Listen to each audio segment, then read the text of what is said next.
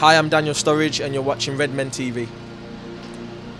Hello, welcome to the Redmen TV. After Liverpool drew 0-0 with West Bromwich Albion at the Hawthorns and were well and truly Pulis'ed. We've spoken to the lads. I think a lot of, I was surprised at a lot of smiles, but mainly just like gallows humour. I think at this point, that was just one of the dullest games of football I think I ever watched in my life. The first half in particular, I genuinely don't have the words. You know, we go into this game and we were really hoping to have Liverpool just go, look, fuck it. You know, the FA Cup's gone, top four is pretty much gone, but you know what? Let's go out there, let's have a real go and see. And to be fair, what it showed to me is that we've actually probably been having a real go all season. But ultimately, you know, what we need is just moments of magic in the final third, and particularly in the striking positions, and we just don't have that. Balotelli, I thought, put in a good shift, and I don't think he should have gone off. I thought we should have kept him on for the full 90 just as an additional option. But you know, rightly or wrongly, whether he needs a partner up front or whatever is kind of by the by. You know, he's on the pitch. He's supposed to be a good footballer. I need to see more from him. And you know, Lambert's not available. He's not on the bench. Barini coming off the bench. Is he going to be the guy who wins a game for you? No.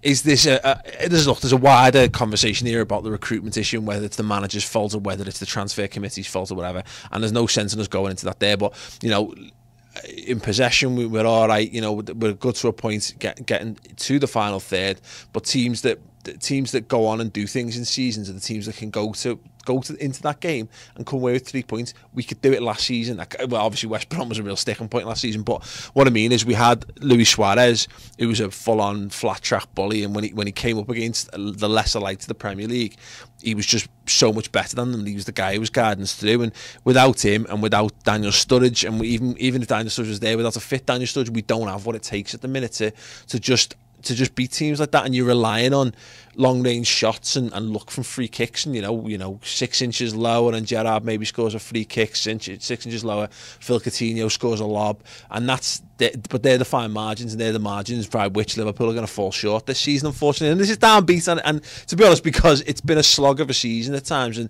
I'm the eternal optimist, and you know I was semi joking with 5-0, but I think in my score prediction beforehand, but you know, I really wanted to see us really just go and, you know, I don't know, just slap them across the face, throw down the gauntlet, really go out there. And we changed things around, another change the personnel, and again, we were slow off the blocks. It took us a while to build into the game. We were sat here, we barely watched the game for the first half an hour. Nothing happened. Liverpool did next to nothing of note. It was not exciting. The only moments of excitement started to come in the second half, where we started to get the ball into feet, in and around the box, and trying to get runners in beyond.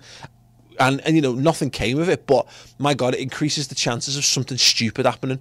You know, and it's not just like try to shift the ball a yard and smash it into a body of 10, into a wall of 10 players, trying to make things happen by just trying to having loads of movements. And whether that was a case of we're not well practiced enough in it, or whether it was a case of bottle and deeper players having the bottle to be able to push on, I wonder whether the pressure of knowing that this game was it.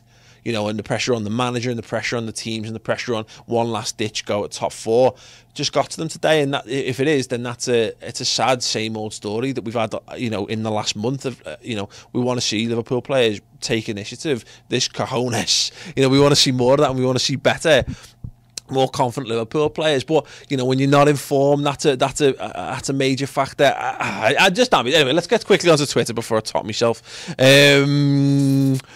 Base Doubler on Twitter says, hey, at least we're helping Miggs with the golden glove. Hey. Patrick Boyle, PJ Boyle, Brendan Rodgers, I for strikers, Fabio Barini, Iago Aspas, Ricky Lambert, Mario Balotelli, Danny Ings. Again, I'm not going to comment too much. I'm not going to get into the transfer side of things, because I think there's too many. There's more questions than answers, or definitive answers on who's responsible for what, but whatever. Montreal, You'll Never Walk Alone, says, do you know what's going on in Rodgers' head with his team selection? Why are players that are leaving at the end of the season playing? Great point. Like Glenn Johnson, I mean, the only thing is maybe it must be Manquillo's not gonna stick around, because why he's not getting a game and Glenn Johnson is absolutely beyond me. I know we started Glenn Johnson on the left-hand side, but you know, Manquillo's there. He is an actual fullback, and he is a fullback with a promising career ahead of him. Glenn Johnson is not. You know, he's leaving at the end of the season. There's nothing to be gained from having him in there. He's not offering anything. He looks burned out. He looks finished as a footballer. Let him be that for the resis, and let him be that on the bench. Let's get a young lad in, because why not? you know, I'd rather see that youthful exuberance in that team rather than him failing to be the player that he was 5 years ago. What else we got? James Ward, at James Ward 80. We had to win that game, so why take off Balotelli, stick Barini up front with him, not instead of him. Roll the fucking dice. Absolutely spot on, James. I agree with that. I'm like, Balotelli wasn't sensational today, but he was there. He was doing stuff. Whether it was enough stuff and whether it was good enough stuff is up for debate. But try two up front, man. You know, all the success we had last season with two up front, they've got so many bodies in and around the box. Get another one in there. You know, Balotelli wasn't even there to be swamped. He's far too deep. But let him try that. Give him someone to aim for. Let someone try and get some flick offs and knockdowns off him. If you're going to play Barini, put up alongside. I fully agree with that, and I'm sure you do too. Or maybe you don't. Let us know your thoughts on any of that in the comments section. Don't forget to give the video a thumbs up. We'll be doing a final word show. If you want some more in-depth details analysis, if you don't know already, it's been Freeview week on the Redmen TV. The latest show to go up is the 1v1 show. Me and Chris talking about Memphis to pay. Immobile as well, and the 10 players that could be leaving Liverpool in the summer. In-depth discussion. It's normally a subscriber show. It's free this week alongside 2 other shows. Go and check them out, and if you like them, subscribe on the redmentv.com next week, because next week isn't Freeview week, otherwise it would be Freeview fortnight. Look, I don't really know what to say other than that. We didn't get beat. Another clean sheet. There's a positive. Check out the rest of the videos from the lads, and we'll see you back here next week. Question then, ultimately, do you still believe in the plan? Yeah, but if there's an opportunity to push us further along the plan, I would take the opportunity. What would that? The plan that I believe in is, I believe that the model that we've got under FSG is correct. I believe at the moment we've got a manager who can see out that. But if we can get someone who is a bigger name in Europe, more experienced, and a better manager, then we're Liverpool Football Club, and we should always strive to improve.